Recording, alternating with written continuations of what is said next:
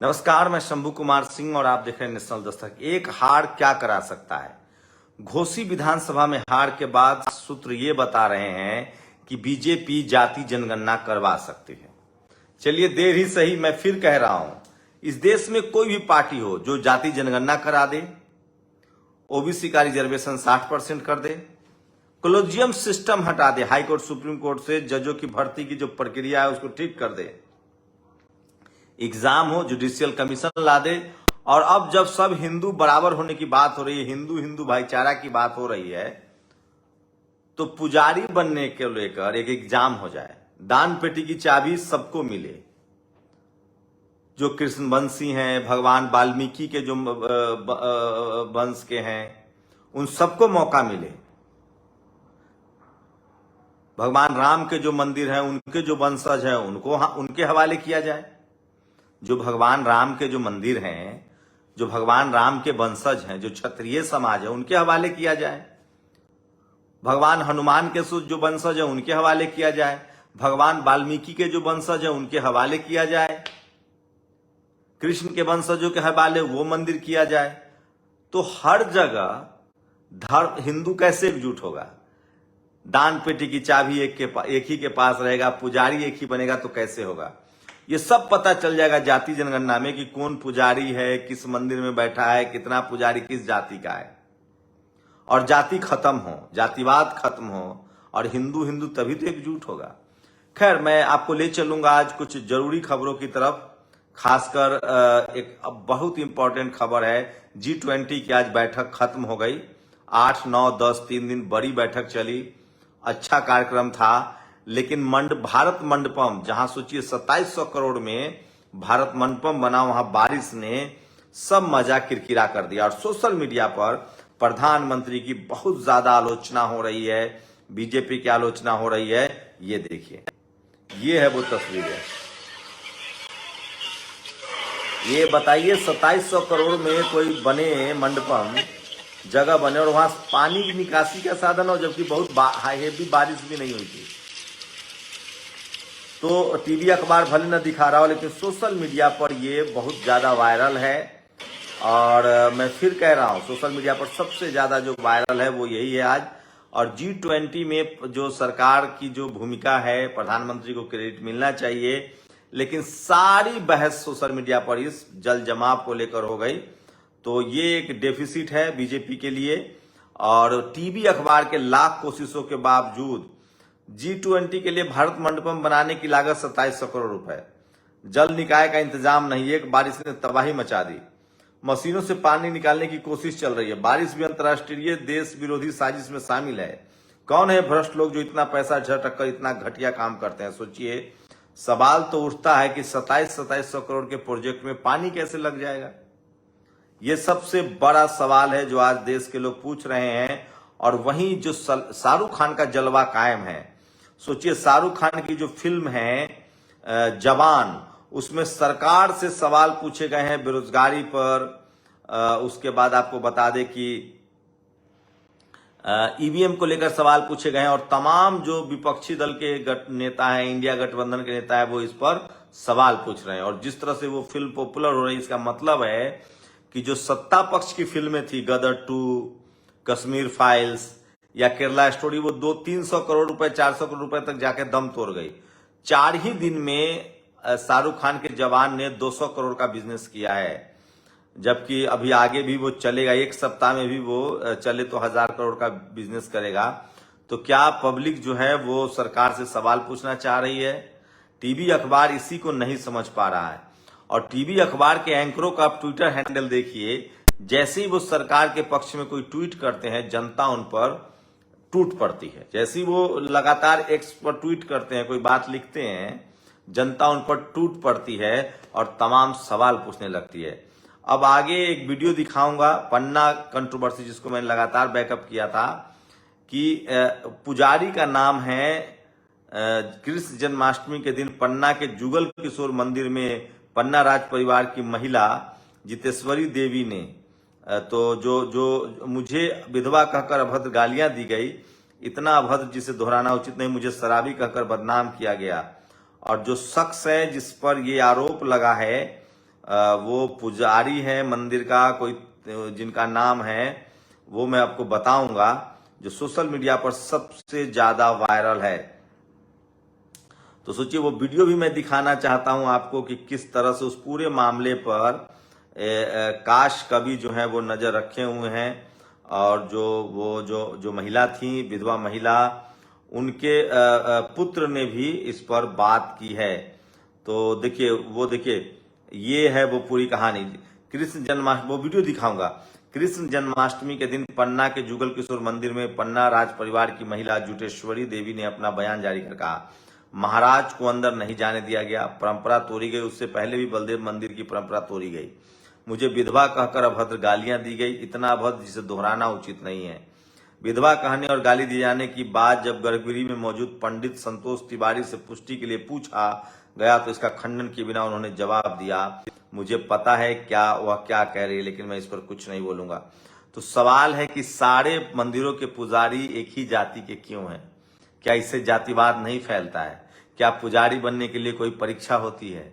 ये तमाम जो सरकारी जमीनों पर, सड़क किनारे, तमाम जगहों पर जो मंदिरें हैं, वो एक ही जाति, एक ही के लोगों के सोर्स क्यों हैं? सब हिंदुओं को बराबर का मौका क्यों नहीं मिलता है? 2-2.5 साल से परंपराएं जो चलती आ रही है, उसमें जो मंत्री जी थे ब्रिजेंद्र प्रताप सिंह जी ने, ये रथ यात्रा के टाइम से चालू हुआ कि उनको वीआईपी कल्चर की आदत है और वो वीआईपी गेस्ट लाते हैं, और हम लोगों ने लगभग उस टाइम भी 1.5-2 घंटे इंतजार किया रथ यात्रा के लिए। वहाँ भी हम लोग बर्दाश्त कर रहे हैं। उसके बाद में बलदाऊ मंदिर में जो कभी भी नहीं होता, परंपरा के विरुद्ध 2 चंवर निकाले गए, और वीआईपी क्योंकि मंत्री ब्रिजेंद्र प्रताप सिंह को वीआईपी कल्चर की आदत है, उनने स्पेशली मंदिर से एक चौर अपने लिए निकलाई जो उनको निकाल के दी, जो वीडियो में भी है। उस वक्त हमने कुछ नहीं कहा क्योंकि राज परिवार के सदस्य हम चले आए। तो ये तस्वीरें दिखा रहा था मैं आपको, बाद में ये देखिए पुजारियों को बुला के उसकी चर्चा, उन लोगों ने माफी मांगी। कोई तिवारी जी है मेरे साथ गाली गलौज कर रहा है ट्विटर पर, फेसबुक पर, मतलब इन लोग की भाषा यही है। जुगल किशोर मंदिर में महाराज साहब को बाहर रोक दिया गया, उनको अंदर नहीं जाने दिया गया। जब हमको बताया गया कि परंपरा टूटेगी, क्योंकि चौर की जो प्रथा होती है उसमें जो राजा होता है वो भगवान से क्षमा याचना करता है सबकी गलतियों के लिए, और भार जो होता है राजा पे रहता है। तो हम वहां गए क्योंकि हमारे बेटे नाबालिग है। कोई भी माँ ये नहीं चाहेगी कि उसके बेटे पे किसी भी तरह की अशुभ चीजें उतरे, अगर हम इसको मानते हैं तो। हम मंदिर गए, मंदिर में जाने के बाद में जब हमने उनसे चंवर मांगा तो उन्होंने हमको गाली बकी, बहुत ही खराब गाली बकी और विधवा वगैरह बोला। हमने फिर भी चंवर किया, ऐसा नहीं करो वैसा नहीं, क्योंकि चंवर उल्टी और सीधी चलानी पड़ती है पाप उतारने के लिए। हमसे जो बना हमने श्रद्धा से किया। उसके बाद में हमने उनको चंवर देने के लिए आवाज दी, और वीडियो में 2 धक्के हैं, परंतु एक धक्का और साइड से लगा, और ये कुछ लोग जो पीछे थे वो चंवर को लेकर चिल्लाने लग गए, ऐसे कैसे चला रही है वैसे। और ये जो मंदिर के अंदर थे ये एंटी नेशनल एलिमेंट थे जो उपद्रवी होते हैं। पहली बात तो वहाँ आए कैसे, ये अंदर थे कैसे, ये भी नहीं पता। उसके बाद में जब पुजारी जी को हमने कहा कि हमको आरती दे दो, हमको जाना है, गाली गलौज करने लगे। इतनी अभद्र गालियां दी कि हम बता नहीं सकते। तो हमने उनसे कहा हमको आरती दे दीजिए, हमको जाना। तो हम आरती लेके जाने लगे। उन्होंने कहा आरती नहीं मिलेगी, आप विधवा हैं, आप 2-4 गालियां दी। हमने कहा नहीं, हम आरती लेके जाएंगे, और हम भगवान से क्षमा याचना करके हम अपना जा रहे थे। उसमें धक्का मुक्की सब हो गई। इतने में जो तो सोचिए ये स्थिति है, और इस पर कोई बात करने के लिए तैयार नहीं। सोचिए इस देश में धर्म के नाम पर सती प्रथा चलती थी, बाल विवाह चलता था, तमाम गैर बराबरियां थी, उसको खत्म किया गया ना, कानून बना ना, बाबा साहेब ने हिंदू कोड बिल बनाया ना, सब महिलाओं को बराबर का अधिकार दिया ना। क्या आप हिंदू एकजुटता की बात करते हैं, सारे मंदिरों में एक जाति के पुजारी होंगे, सारे ट्रस्ट में एक जाति के लोग होंगे, सारे मंदिरों के संपत्ति पर एक जाति का कब्जा होगा, तो कैसे हिंदू एकजुट होगा? सबको पुजारी बनने का मौका नहीं मिलना चाहिए, सबको दान पेटी की चाबी में हिस्सेदारी नहीं मिलनी चाहिए। और सवाल है कि पैसे जा रहे हैं, क्या किसी के घर में जाना चाहिए? इसे स्कूल बनवाइए, अस्पताल बनवाइए, आप कॉलेज बनवाइए, यूनिवर्सिटी बनवाइए, गरीब लोगों के लिए घर बनवाइए, किसी की हिंदुओं की मदद कीजिए, दूसरे की नहीं कर सकते हैं तो सोचिए ये कौन लोग हैं, ये जातिवाद नहीं है। इसी के खिलाफ स्टालिन बोल रहा है, उदयनिधि स्टालिन, इसी के खिलाफ राम मौर्य बोल रहा है। कोई भी व्यवस्था, कोई भी विचारधारा गैर बराबरी पर नहीं चल सकती है, भेदभाव पर नहीं चल सकती है। कब तक चलाइएगा? एक शंभू को गाली देके कब तक रोकिएगा? ऐसे हजारों लाखों करोड़ों बहुजन समाज के लोग अब बोलने समझने लगे हैं। जो भी धर्म के नाम पर गैर बराबरी कर रहा है, भेदभाव कर रहा है, जातिवाद कर रहा है, वो दरअसल उस धर्म का दुश्मन है, दोस्त तो नहीं हो सकता है। और ये बात ही करने के लिए तैयार नहीं है लोग। अरे बहस करो। कोई एग्जाम होता है क्या पुजारी बनने के लिए? कोई डिग्री है क्या? कैसे बनते हैं आप? कैसे बनते हैं ट्रस्टी? मतलब बाकी लोगों को आप चढ़ावा चढ़ाने के लिए आपने छोड़ दिया है। आप सारा मलाई खा रहे हैं। पता महिलाओं को किस तरह से मंदिर में पहले तो जाने नहीं देते थे। सोचिए पहले जाति के नाम पर मंदिर नहीं जाने दिया जाता था। ये झूठ है। खैर मेरी कोशिश है कि मैं किसी धर्म के खिलाफ नहीं हूं, लेकिन अगर धर्म में जातिवाद है तो मैं उसके खिलाफ बोलूंगा। गुरु नानक साहब ने बोला है, नो रेस नो कास्ट। आज मैं एक पोस्ट पढ़ रहा था कि ब्राह्मणवाद में जिनको शूद्र और अछूत कहा गया, वही गुरुद्वारे में ग्रंथी होते हैं। मैंने पोस्ट पढ़ा है। गुरु नानक साहब ने कहा no race no caste. Kabir Sahib ने कहा, संत शिरोमणि रविदास महाराज ने कहा, शिवाजी महाराज जातिवाद के खिलाफ थे, साहू जी महाराज खिलाफ थे, संभाजी महाराज खिलाफ थे। अरे सावरकर खिलाफ था जातिवाद के। पढ़िए थोड़ा सा आप लोग। कब तक 21वीं सदी में भी जाति के नाम पर फायदा उठाइएगा? मोहन भागवत की सुनिए, 2000 साल से जाति के नाम पर आप लोगों ने क्या किया। हम नहीं कह रहे, मोहन भागवत कह रहा है। हम तो कहेंगे तो दुख हो जाएगा। मैं कह रहा हूं इस देश में संविधान लागू है, संवैधानिक अधिकार है। आप किसी के साथ भेदभाव नहीं कर सकते हैं, और जिसका जो संवैधानिक अधिकार है उसको छेड़ नहीं सकते हैं। आप जाति के नाम पर जो अधिकार बनाए उसको छोड़ना पड़ेगा।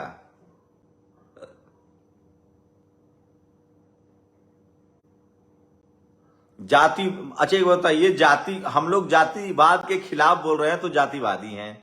जाति बनाई किसने? अच्छा एक बताइए, आप एक घर बनाएंगे तो उस घर में आप ही रहेंगे ना, तो जो जाति बनाई, जाति उसी ने बनाई होगी ना जो जाति में सबसे ऊपर बैठा हुआ है, जो मजे मार रहा है जाति के नाम पर। सारा संपत्ति का अधिकार, पढ़ने लिखने का अधिकार, सब अधिकार जिसके पास है। ये देखिए, ये मुकेश तिवारी नाम का आदमी है। इन लोग की भाषा में गाली है। इसके पास कोई लॉजिक नहीं है, कोई तर्क नहीं है, गाली। मतलब सोचिए, ये लोग घर में भी गाली की भाषा में बात करता होगा। मतलब आप कल्पना कर सकते हैं। इन लोग को हिंसा, गाली यही है बस। लॉजिक नहीं है तो गाली दो। और इनको नहीं पता है कि जब अगला रिएक्शन करेगा, गाली देना शुरू करेगा तो क्या होगा। ये जातिवादी लोग जो होते हैं ना, वो हिंसक भी होते हैं। महिला, मैं बता रहा हूं जातिवादियों की पहचान। जो कास्टिस्ट हैं, जो जातिवादी लोग हैं, उनकी पहली पहचान गाली देना, दूसरी पहचान महिला विरोधी होना, तीसरी पहचान इंसानियत विरोधी होना, और चौथा पहचान धर्म का झूठा नाटक करना। जो जातिवादी मनुवादी लोग होते हैं वो कुछ भी कर सकते हैं अपने फायदे के लिए। जो इंसान को इंसान के बराबर न समझे, वो धर्म की बात उनके समझ में धर्म आएगी। धर्म का मतलब होता है इंसानियत के लिए काम करना, इंसान के लिए खड़े रहना। ये धार्मिक लोग नहीं हैं। ये धार्मिक नहीं है, और ये धर्म तो बिल्कुल नहीं मानते हैं। ये लोग घोर कास्टिस्ट हैं। और इतने कास्टिस्ट हैं इस देश में। जो जातिवादी होता है ना, कोई भी जातिवादी हो, सोचिए वो अपनी बेटी की भी हत्या कर देता है अगर उसकी बेटी जातिवाद का बैरियर तोड़ दे तो। ये अपनी बेटी की हत्या कर, ऑनर किलिंग क्या है? जब कोई लड़की जाति के बैरियर से अलग शादी कर लेती है तो उसको मार देते हैं। तो सोचिए, जो लोग अपनी बेटी की हत्या कर सकते हैं वो दूसरे को बराबर का अधिकार देंगे? चाहे कोई भी जातिवादी हो, जाति के आधार पर, लिंग के आधार पर, धर्म के आधार पर भेदभाव करता हो, वो अच्छा इंसान नहीं हो सकता है, और वो धार्मिक तो बिल्कुल नहीं हो सकता है।